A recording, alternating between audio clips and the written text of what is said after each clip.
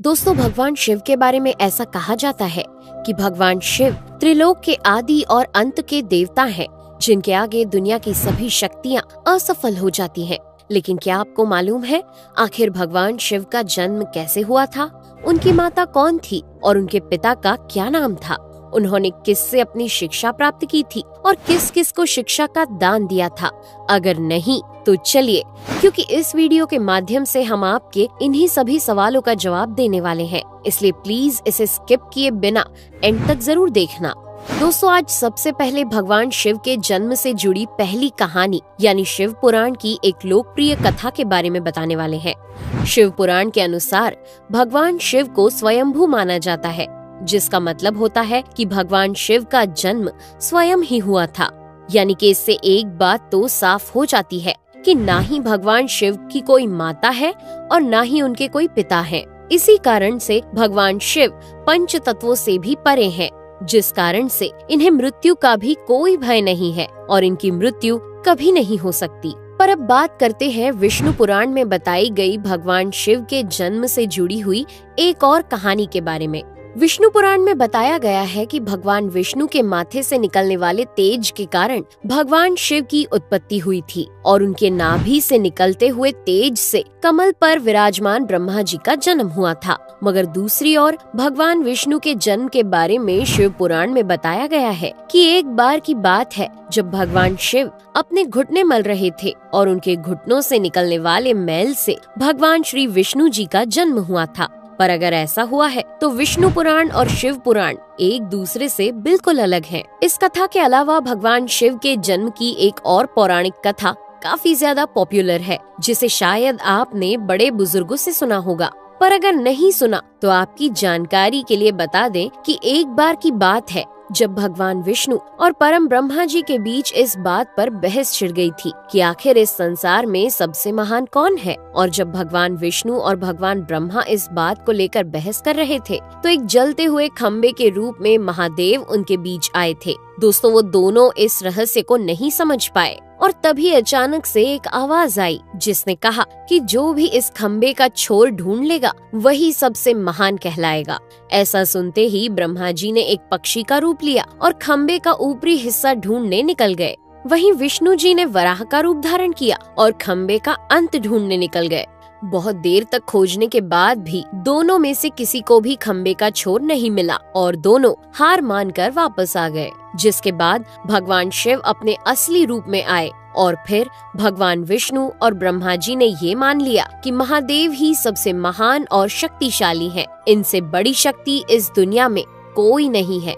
इसके साथ ही शिव पुराण में बताया गया खम्बा इस बात को दर्शाता है कि ना ही भगवान शिव जन्मे थे और ना ही उनका कोई अंत है। और एक कारण तो यही है कि भगवान शिव को स्वयंभू कहा जाता है, यानी भगवान शिव का अंत है ही नहीं, वे अमर हैं। अब हम बात करते हैं भगवान शिव से जुड़े एक ऐसे विषय के बारे में जो सबसे ज्यादा प्रसिद्ध है कि क्या भगवान ब्रह्मा भगवान शिव के पिता हैं?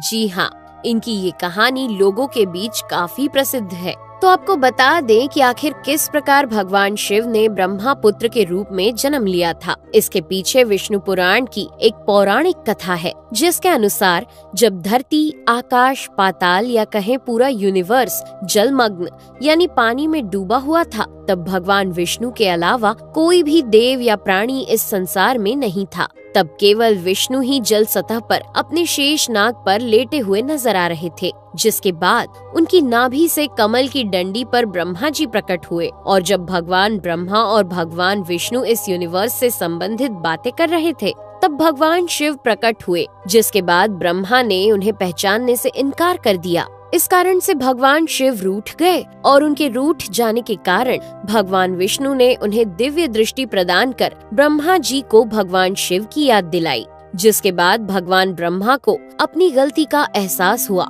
और शिव से क्षमा मांगते हुए उन्होंने उनसे अपने पुत्र रूप में पैदा होने का आशीर्वाद मांगा। जिस कारण से भगवान शिव ने भगवान ब्रह्मा की प्रार्थना को स्वीकार करते हुए उन्हें ये आशीर्वाद दे दिया। लेकिन इसके बाद जब भगवान ब्रह्मा ने इस सृष्टि की रचना शुरू की तो उन्हें एक बच्चे की जरूरत पड़ी और तब उन्हें भगवान शिव का आशीर्वाद ध्यान आया। जिसके लिए भगवान ब्रह्मा ने तपस्या की और बालक के रूप में भगवान शिव उनकी गोद में रोते हुए प्रकट हुए। आपको बता दें कि ये भगवान शिव का एकमात्र बाल रूप है। जब भगवान ब्रह्मा ने उनके रोने का कारण पूछा तो उन्होंने बताया कि उनका कोई नाम नहीं है। तब भगवान ब्रह्मा ने भगवान शिव का नाम रुद्र रख दिया, जिसका मतलब होता है रोने वाला। पर इसके बावजूद भी भगवान शिव चुप नहीं हुए, इसलिए ब्रह्मा ने उन्हें दूसरा नाम दिया। पर शिव को वो नाम भी पसंद नहीं आया और फिर भी वे चुप नहीं हुए। इस तरह शिव को चुप कराने के लिए भगवान ब्रह्मा ने भगवान शिव को 108 नाम दिए थे, जो रुद्र, शर्व, भाव, उग्र, भीम, पशुपति, ईशान और महादेव जैसे नाम थे। और शिव पुराण के अनुसार उनके ये नाम पृथ्वी पर लिखे गए थे। इसके बाद बात आती है श्रीमद् देवी महापुराण की। तो श्रीमद् देवी महापुराण में भगवान शिव की माता और पिता के बारे में बताया गया है। श्रीमद् देवी महापुराण के अनुसार देखा जाए तो एक बार जब भगवान नारद जी ने अपने पिता भगवान ब्रह्मा जी से पूछा कि सृष्टि का निर्माण किसने किया है, साथ ही भगवान विष्णु, भगवान शिव और आपके माता पिता कौन है, तब भगवान ब्रह्मा जी ने नारद जी को त्रिदेवों के जन्म के बारे में बताया। जो बताया वो वाकई चौंका देने वाली बात थी। दरअसल उन्होंने कहा कि देवी दुर्गा और शिव स्वरूप ब्रह्मा के योग से ब्रह्मा, विष्णु और महेश का जन्म हुआ था। यानी प्रकृति का रूप लिए माँ दुर्गा ही हम तीनों की माता है और ब्रह्मा यानी काल सदाशिव हमारे पिता है। इसके साथ ही श्रीमद् देवी महापुराण में भी भगवान विष्णु और भगवान ब्रह्मा के बीच हुए झगड़े की एक कहानी मिलती है, जिसके अनुसार एक बार श्री ब्रह्मा जी और विष्णु जी में झगड़ा हुआ और दोनों में बहस छिड़ी हुई थी। तब भगवान ब्रह्मा ने कहा कि सृष्टि को मैंने बनाया है और मैं ही प्रजापिता हूँ, जिसके जवाब में भगवान विष्णु जी ने कहा कि मैं आपका पिता हूँ, क्योंकि आप मेरी नाभि से निकले हुए कमल से पैदा हुए हैं। और धीरे धीरे कर ये बहस बढ़ती गई। दोस्तों, इसके बाद इन दोनों का झगड़ा सुनकर सदाशिव वहाँ पहुँचे और उन्होंने कहा कि पुत्रों, मैंने ही तुमको इस संसार को बनाने और इसे संभालने के केवल 2 काम दिए हैं। इसी प्रकार मैंने शंकर और रुद्र को संहार और तिरोगति के कार्य दिए हैं। इसके साथ ही उन्होंने कहा कि मेरे 5 मुख हैं।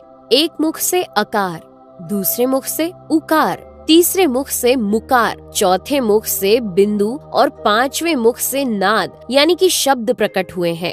उन्हीं 5 को एक साथ मिलाकर देखा जाए तो एक अक्षर ओम बनता है, जिसे आज हम सभी भगवान शिव के मूल मंत्र के रूप से जानते हैं। इतना कहने के बाद भगवान ब्रह्मा और विष्णु दोनों ही समझ गए कि भगवान शिव से ज्यादा शक्तिशाली इस दुनिया में कुछ भी नहीं है और दोनों ने भगवान शिव को प्रणाम किया और चले गए। चलिए दोस्तों, अब जब आप भगवान शिव के बारे में इतना तो जान ही चुके हैं, तो क्या आपको पता है कि आखिर भगवान शिव ने किससे शिक्षा प्राप्त की थी और उनके गुरु कौन थे?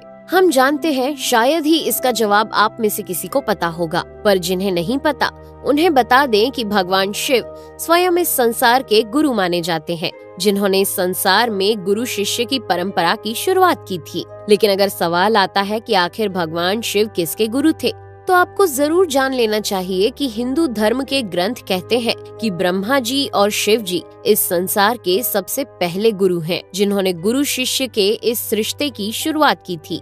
जहां भगवान ब्रह्मा ने अपने मानस पुत्रों को शिक्षा प्रदान की थी, वहीं भगवान शिव ने अपना ज्ञान केवल अपने 60 शिष्यों को दिया था। यानी भगवान शिव 60 शिष्यों के गुरु थे और वे जिन शिष्यों के गुरु थे उन्हें आज के समय में सप्त ऋषियों का दर्जा दिया गया है। तो दोस्तों, ये थे भगवान शिव के जन्म से जुड़े हुए कुछ फैक्ट्स, जो आपको कैसे लगे हमें कमेंट करके जरूर बताइए। साथ ही अगर आपको वीडियो पसंद आया हो तो इसे लाइक और चैनल को सब्सक्राइब करना बिल्कुल ना भूलें। धन्यवाद।